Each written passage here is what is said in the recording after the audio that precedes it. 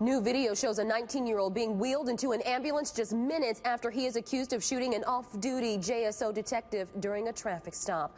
Police say he ran after shooting that detective and led officers on a chase in a stolen flatbed truck. And this is exclusive video that we got from surveillance cameras in the area.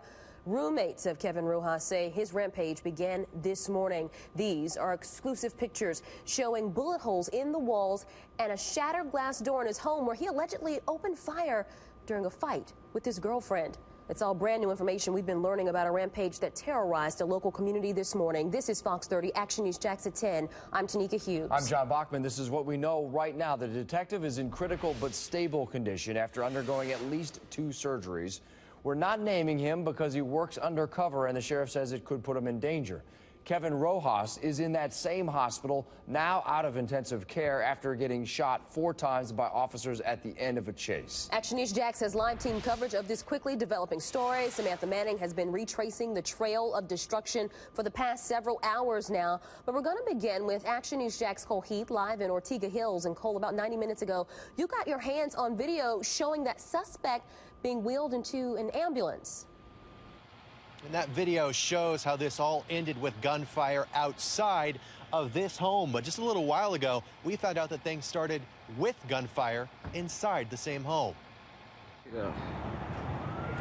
Cell phone video shows first responders wheeling 19-year-old Kevin Rojas away from his home and into an ambulance after JSO says he refused to put down a gun and deputies fired, wounding him. Rojas's roommate sent me these exclusive pictures of a broken glass door they say was shattered by those bullets that wounded the teen accused of shooting a cop. Nobody expected this out of Kevin. Roommates Cole Jackson and Brian Buckner also shared these pictures they say are of bullet holes Kevin Rojas left after a violent fight with his girlfriend Wednesday morning. I hear boop, boop, boop, boop, boop. I don't know what the heck got into him today.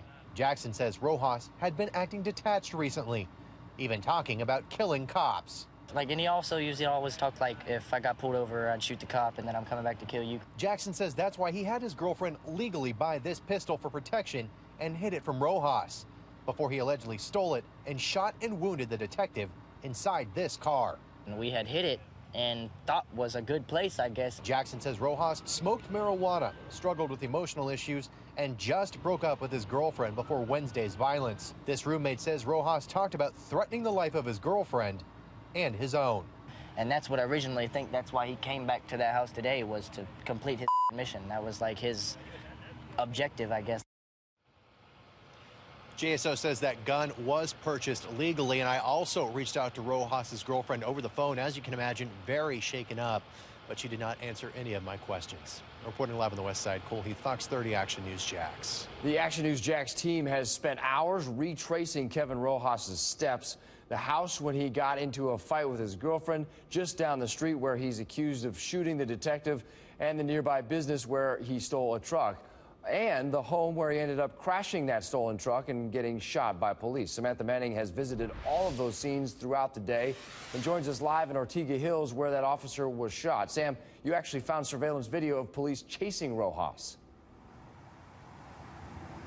John, the exclusive video we found shows the path the suspect took after he fled from the scene. It all started here at the railroad tracks on Collins Road, where the detective was shot.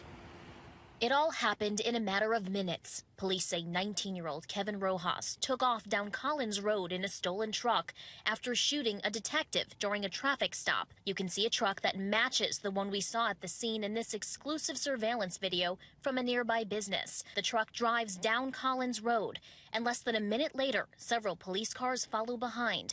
This was all after Rojas opened fire on the detective, who had his son in the car with him. He was definitely hurt up pretty bad. Mike Meyer works for More Than Ink Printing, a business that sits just feet away from where the detective was shot. Meyer says he ran over to the injured detective and called 911. I told him there's a guy shot, and he's on the ground. He's got a chest wound. Just minutes later, Sonia Piner was about to leave for work from her home in the Whispering Pines subdivision when she saw that flatbed truck drive past her. I thought nothing of it until all the police just started rolling by. As soon as I walked outside, all these police cars were just flying, like literally just flying down the road. Piner gave us exclusive access to her home surveillance video. You can see multiple police cars following closely behind the stolen truck. You don't know what's going on. You don't know if they're in your backyard. You don't know if you should get in a car and go or go hide. And it was extremely, extremely scary. Just moments after this video shows police cars driving past Piner's home, Rojas crashed the stolen truck into a home just one door down from his own. JSO is not releasing the name of the detective because he works undercover. At last check, we're told that detective was in critical but stable condition. Reporting live on the West Side, Samantha Manning, Fox 30, Action News Jax. This afternoon, we talked to Kevin Rojas' mother at the hospital as officers gathered outside.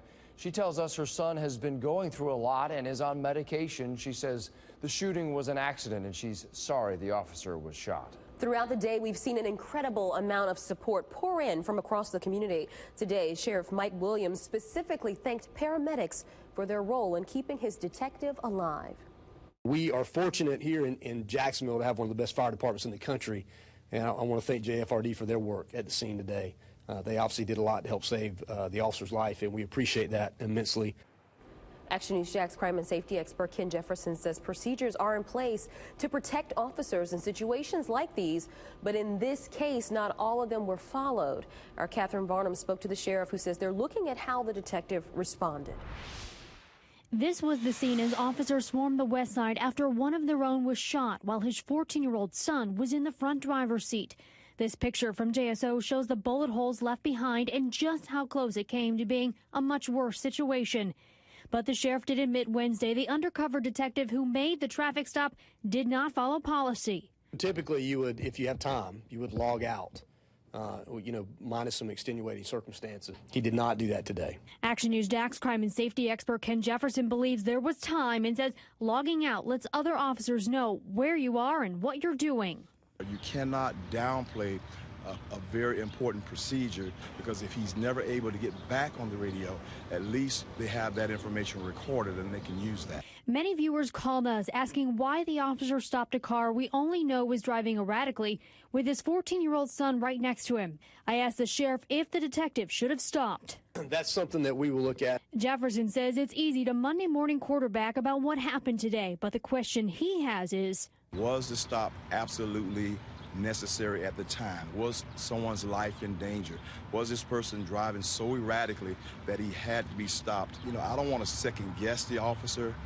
He may have felt that he absolutely needed to stop this car, but in my opinion, he didn't need to stop that car. Reporting downtown, I'm Catherine Varnum, Fox 30, Action News Jax. Domestic fights are often some of the most dangerous calls an officer can answer. They're emotionally charged on both sides. Police say Rojas had just left his house where he'd been fighting with his girlfriend. Action News Jax law and safety expert Dale Carson is a former FBI agent. He says the anger in these cases can make officers a target. The officer stopped him, not understanding that it came out of that framework where the guy was intentionally emotional. He'd fired a handgun and, in fact, had a handgun in his possession. Carson says had the officer known about that, clearly he would have likely handled the stop differently. Action News Jax has continuing coverage of this officer-involved shooting.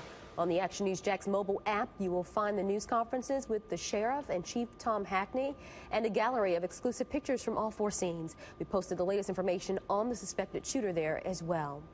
Right now, police say 3 children are safe after they were taken across state lines by their mother. Police issued an Amber Alert for the children less than an hour ago. They say Clarion Garrison took the children from Albany, Georgia to Ocala.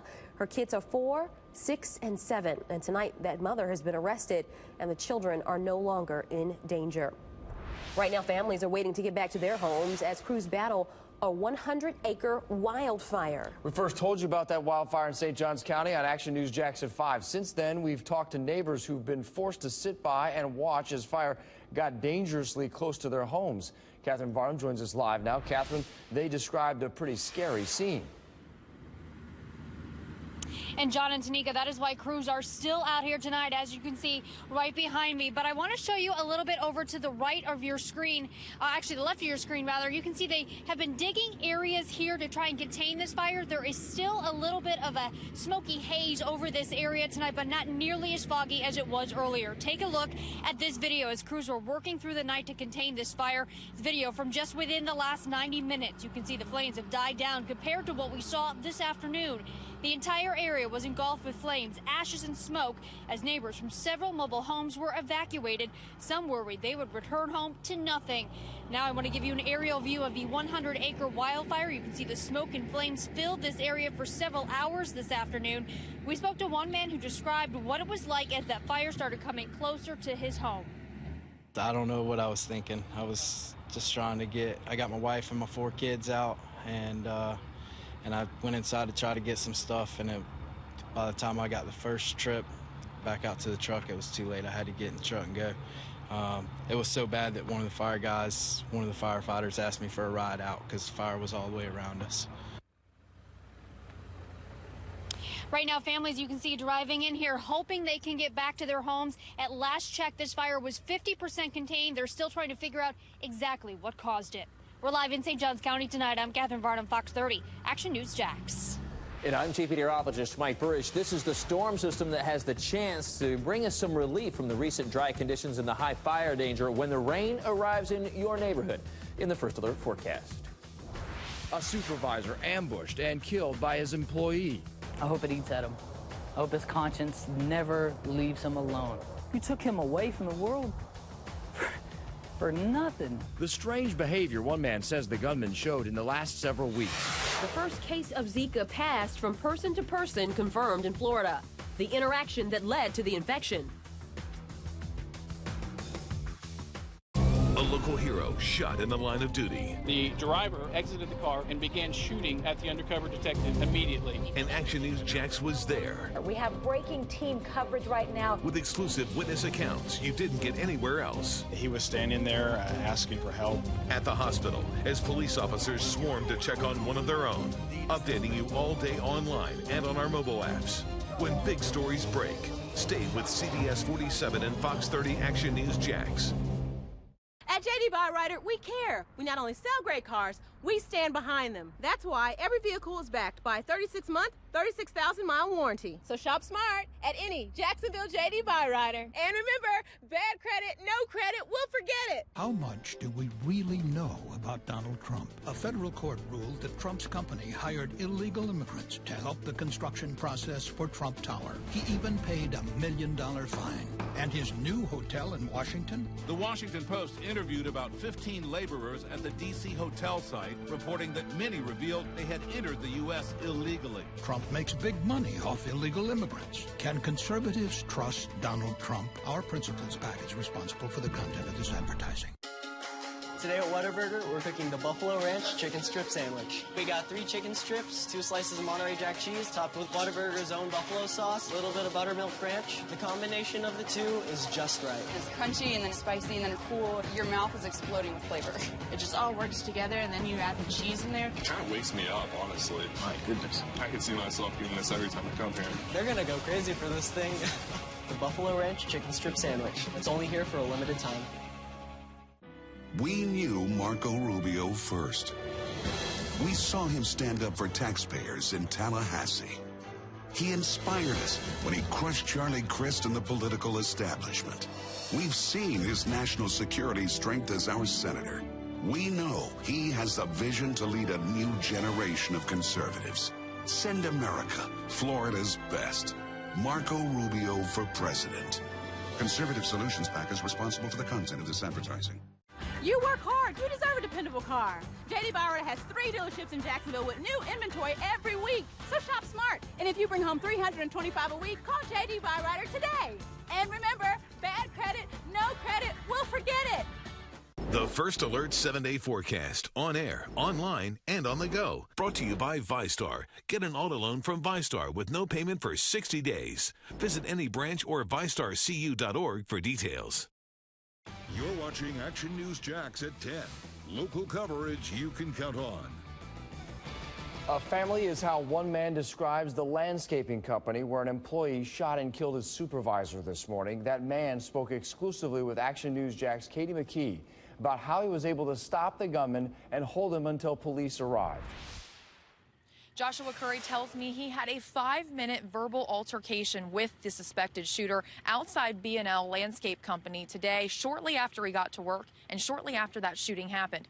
He says he describes the suspected shooter in one way: as a coward. Joshua Curry has worked at B&L Landscape Company for the last 5 years. He spoke exclusively to Action News Jax about the horrific shooting Wednesday morning that has torn apart his work family. Disbelief, probably, and then a lot of shock, and then in that order, then sadness and anger like you've never seen before in a group of people. Curry says he pulled into work Wednesday morning at 7:10. He was 10 minutes late. He says he came face to face with a man he has worked with for years. That man was holding a bat, and Curry says his other coworkers were screaming that he had just shot and killed someone. Curry says he then grabbed his gun he legally keeps in his car and held him at gunpoint till he heard police sirens. Curry says the suspected shooter had problems with everyone who works here and recently had been picking random fights with his coworkers. He was odd, and he had problems with everybody. Remember how I told you it was a family? That was the one that didn't quite fall into the family. Action News Jax has this exclusive angle of a man being taken away in a JSO squad car. This was just hours after the shooting here at B&L Landscape Company. I tell him he was a coward, and I hope that he understands who he took away from the world. We're still waiting for JSO to release the name of the victim who was killed in today's shooting and the suspected shooter. And once we have that information, we'll give it to you on air and online at actionnewsjax.com. Reporting from the South Side, Katie McKee, Fox 30, Action News Jax. Sadly, this is the second workplace shooting in the Jacksonville area this week. And tonight we're hearing the 911 calls made by a man moments after he was shot by that gunman. Said someone was shot. Yes, he's here. He jumped to my fence. Hello, what's going on there? How'd you get shot? I jumped the fence because his man shot me. I don't know. He works with us. I thought it was just a... What's his name? On my backside. What is his name? I don't know his name, ma'am. I just started a week ago. Minutes later, Dean Haggins Jr. calls back and begs dispatchers to get him to the hospital. What's going on there? I got shot. I just talked to a lady. I need somebody to come get me. On Tuesday, we were at Jacksonville Granite in Orange Park as Dean Haggins returned to talk to co-workers. The man who shot Haggins was James Kim O. He ended up shooting and killing himself. Police still don't know who he was targeting or why. Florida has its first person-to-person transmitted case of the Zika virus, and health officials say a person in Polk County contracted the virus after having sex with an infected person who got the virus outside of the country. Governor Scott is now asking the CDC to conduct another conference call with Florida healthcare workers on how the Zika virus is spread and its symptoms. There are now 52 cases of the Zika virus. Health officials say all of them are travel-related except for that one sexually transmitted case in Polk County. New tonight, the Democratic candidates for president took the stage for another debate ahead of a big round of primaries next Tuesday, including here in Florida. Hillary Clinton tried to make a strong case for her history of standing up to special interests. I've taken them on. I took on the drug companies. I took on the insurance companies. Before there was something called Obamacare, there was something called Hillary Care, and I worked really hard to get comprehensive health care reform, and they beat me. So Bernie Sanders tried to respond and almost didn't get a chance until the crowd got involved. We're going to move on to the next question, and it's can I just briefly? Go ahead. You have 30 seconds, Senator. There is nobody in the United States Congress who has taken on the Koch brothers, who want to destroy Social Security, Medicare, Medicaid, and virtually every federal program passed since the 1930s, more than Bernie Sanders. The candidates are focused on their messages about jobs and the economy as they work to get support in key states like Ohio and again here in Florida in the primaries next Tuesday. Ahead of Tuesday's primary, the University of North Florida released a poll today that shows Florida Republican voters prefer Donald Trump. According to that poll, Trump has a 35.5% support here. Marco Rubio comes in at 23.8%, Ted Cruz 15.5%. Stay with Action News Jax for full coverage on the upcoming primary. You can watch a special 1-hour live webcast as the votes are counted, and we'll give you the latest results and expert analysis from our partner News 104.5 WOKV. It all starts at 8 p.m. Tuesday, March 15th. Watch live on actionnewsjax.com and on Facebook. Today, a secret grand jury spent hours questioning people who made contributions to a phony charity closely tied to Congresswoman Corrine Brown. That grand jury is working to determine if anyone will be indicted after One Door for Education's director pleaded guilty to wire fraud last week. Action News Jax Jenna Bourne was the only local reporter at federal court today, and she spoke with at least one person who testified before the grand jury about a donation he made. I went to the federal courthouse today to talk to people who donated to One Door for Education about what they know.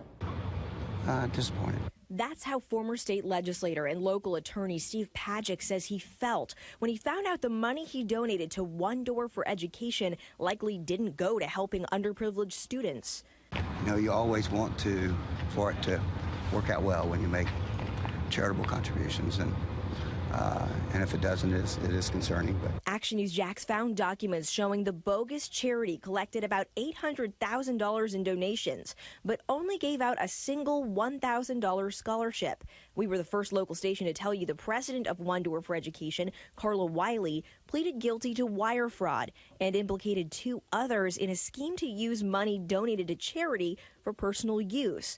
One of those implicated is a public official and maybe Congresswoman Corrine Brown, who promoted One Door for Education for years. Have you talked to Corrine Brown about this issue? I have not. I asked the attorney for Brown's former staffer, Vaughn Alexander, whether his client would be questioned by the grand jury. I'm not going to answer that. I'm not going to answer any questions. Other people leaving the grand jury chambers were also tight-lipped. Is there anything you want people to know about Congresswoman Brown? Did you know this money wasn't going where it was supposed to? Why won't you answer our questions? Who else is being questioned in there? I don't know. I didn't really recognize it. I don't know. We expect that grand jury to continue tomorrow. Reporting in the newsroom, Jenna Bourne, Fox 30, Action News Jax. New at 10, we've now learned no one will be charged in connection with a 7-year-old boy who was suspended for bringing a gun to school. Last month, we told you the gun was discovered at Glendale Elementary School in Brunswick. The gun was unloaded and belonged to his grandfather. Police say the grandfather had forgotten he even had it. I'm Chief Meteorologist Mike Burrish. We continue with the high fire danger, but also high pollen counts, especially oak, will be very high for your Thursday, when we might get a little bit of relief in the first alert forecast in 10.